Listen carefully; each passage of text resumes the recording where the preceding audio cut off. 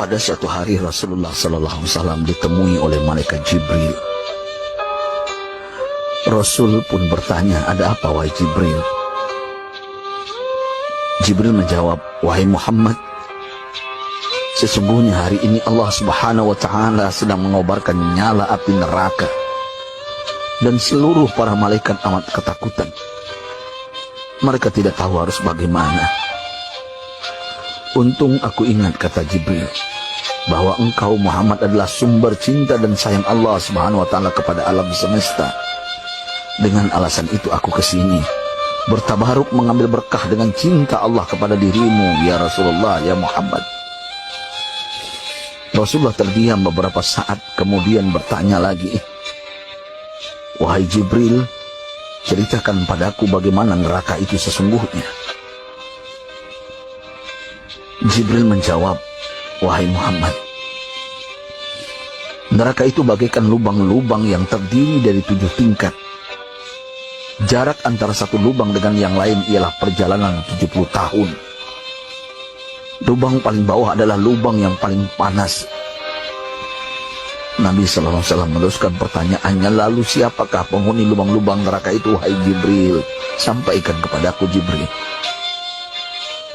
Jibril menjawab, "Lubang yang paling bawah diciptakan untuk orang-orang munafik.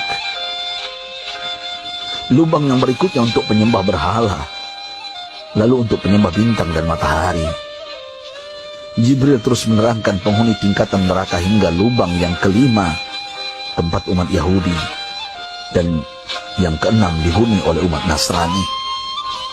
Setelah menjelaskan penghuni 6 tingkatan neraka, Jibril diam cukup lama. Rasulullah SAW penasaran dan bertanya kepada Jibril, "Wahai Jibril, siapakah penghuni neraka yang ketujuh?" Jibril diam saja tidak menjawab. Rasulullah SAW mengulangi pertanyaannya, tapi Jibril tetap diam. Rasulullah tambah penasaran dan mendesak Jibril agar dijawab pertanyaannya. Akhirnya Jibril pun berkata, "Umatmu, wahai Muhammad, mereka itu para pelaku dosa besar di kalangan umatmu, yang dimana sampai mereka mati belum sempat bertaubat." Mendengar jawaban Jibril, Rasulullah langsung jatuh pingsan. Jibril merangkulnya dan meletakkan tubuh baginda di atas pangkuannya. Tak berapa lama Rasulullah SAW sadar dan langsung menangis bersimbah air mata dengan terisak-isak. Rasulullah mempertegas pertanyaannya, "Wahai Jibril, apakah benar ada di antara umatku yang masuk neraka?" Jibril menjawab, "Benar, wahai Muhammad, pelaku dosa besar di antara umatmu yang belum bertaubat." Setelah itu Rasulullah menghadap kiblat dan sujud kepada Allah dalam isak tangisnya. Sesekali dengan suara pelan beliau membisikkan kata-kata, "Ummati ya Rabb, ummati, ummati, ummati."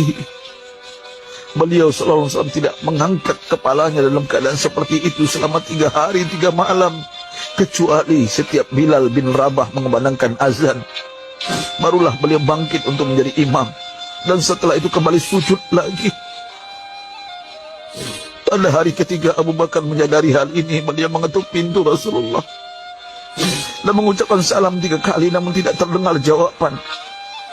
Abu Bakar sedih dan berseru di hadapan pintu Nabi besar Muhammad SAW, "Apakah ada jalan untuk masuk ke rumahmu ya Rasulullah?"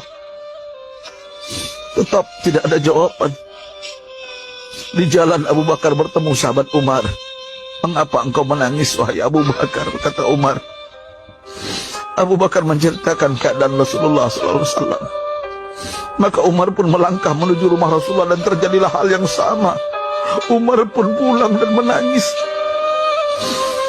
Di jalan Umar bertemu sahabat Salman Al-Farisi. Dengan terisak Umar bercerita kepada Salman hingga membuat dia amat sedih, namun tidak berani mengulangi hal yang sama. Salman melangkah menuju rumah Fatimah radhiyallahu anha dan menceritakan hal itu. Setengah berlari Fatimah menuju rumah ayah tercinta dan mengetuk pintu sambil mengucapkan salam. Mendengar suara lembut putri tercinta, sejuklah dada Rasulullah. Beliau bangkit dari sujud dan membuka pintu. Alangkah terkejutnya Fatimah melihat Rasulullah, ayah tercinta, amat kurus dan pucat. Fatimah memeluknya lalu menangis. Wahai ayah, apa yang terjadi? Mengapa engkau amat sedih seperti ini?